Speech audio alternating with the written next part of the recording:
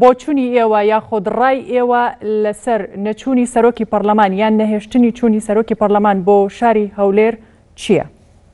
بەڵێ سەرتا زۆر سپاس. وەکو پەرلەمانتارێ کە ئێمە ئەمڕۆ هەموو ئامادە بووین لە ناو پەرلەمانی کوردستانە بۆ ئەوەی کە گفتوگۆ بکەین لەسەر ئەو دانیشتنی ئەمڕۆ کە پەیوەست بوو بە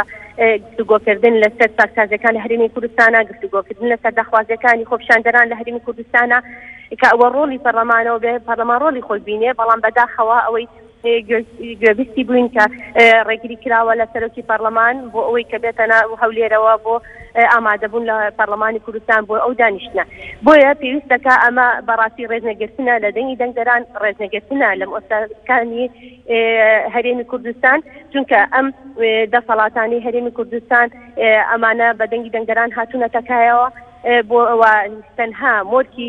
هیچ حزبێکی پێوە نییە و تەنها هیچ لایەنێک نییە، بۆیە پێویستەکە هەموو ئەو لایەنانە هەموو ئەحزانی بەشداربوون لە حکوومەت هەروە لە پەرلەمانی کوردستانە ڕێز لە دەنگی دەنگدەران بگرن و پێویستەکە هەڵوێستی جدی هەبێ لەلایەن فراکسیۆنەکانی پەرلەمان و هەروە حزبەکان لە دەروی پەرلەمانیش، چونکە ئەمە لێدانە لە ئێستاە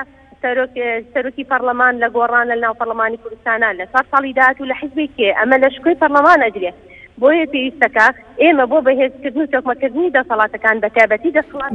یا سادانان ئەمە پێویستەکە ڕێگری لەم دۆخە بکرێت، چونکە بەڕاستی ئەمە تاریخی زۆر خراپە، چونکە چه پەرلەمانتاران کە بە دەنگی خەڵک هاتوون و هەروەها وەزیرەکانیش کە بە دەنگی پەرلەمانتاران متمانیان پێدراوە هەمووی بە ڕێکاری یاسایی خۆی بووە و هەر دۆخێکی شەبێ ڕێکاری یاسایی بگرێتن بۆ شێوازە حزبێک کار لەسەر ئەو لایەنە بکە و ڕێگری لە لایەنێکی کە بکا بۆ هاتنە ناو هەولێرەوە، چونکە چه هەولێر چه هەموو شارەکانی کە ئەوە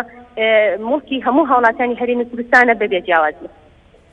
بەڵێ تەلا لەتیف ئەندامی پەرلەمانی کوردستان لەسەر هێڵی تەلەفۆن لە شاری هەولێرەوە لەگەڵمان بووی. سوپاس.